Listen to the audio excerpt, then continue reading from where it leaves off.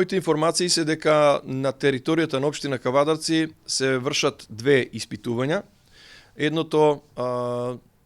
поодамна, кое што веќе мислам дека и не функционира, односно е закочено по барање на Фени Индустри,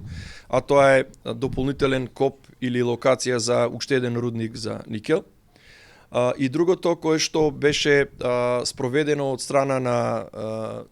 компанија од Скопје за испитување на лорандитот, односно на минералот на талиумот, кој што беше ископување, односно елементарно ископување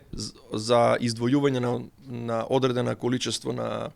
лорандит и негово доставување во некои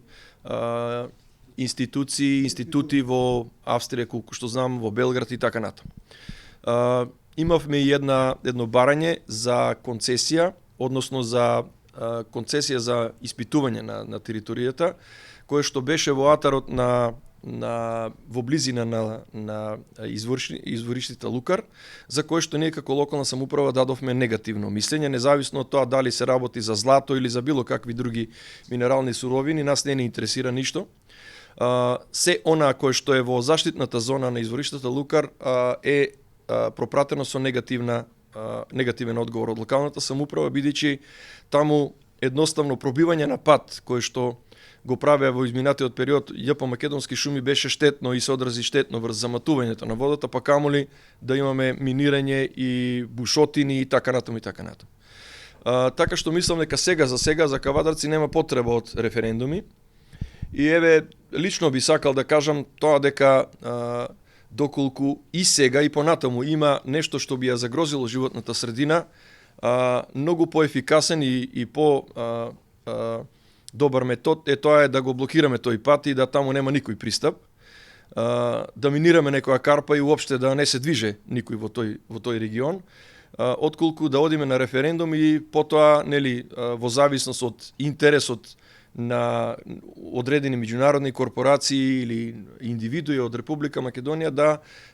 се бори некоја концесија, па потоа да се даде рудник, па да се гради топилница и така натаму.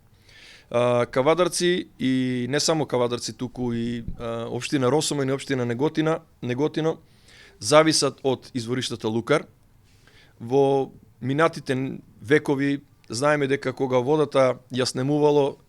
изгаснал животот и во тие средновековни и антички населби, така што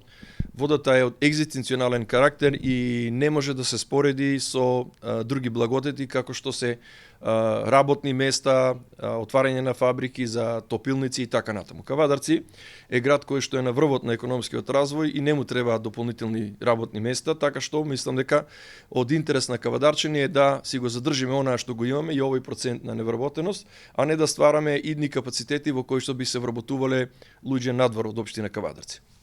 Така што ова е мое само размислување. Јас бев и во контакт со градоначалникот од Гевгелија. Наков исто има дојдено кај мене да ми презентира што би можело да се случи кога би се случило.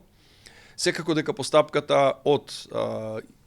испитување па до давање на концесија е многу долга, многу гломазна и подразбира и вклучување на јавноста во целата постапка и мислам дека се уште е рано да нешто превземеме.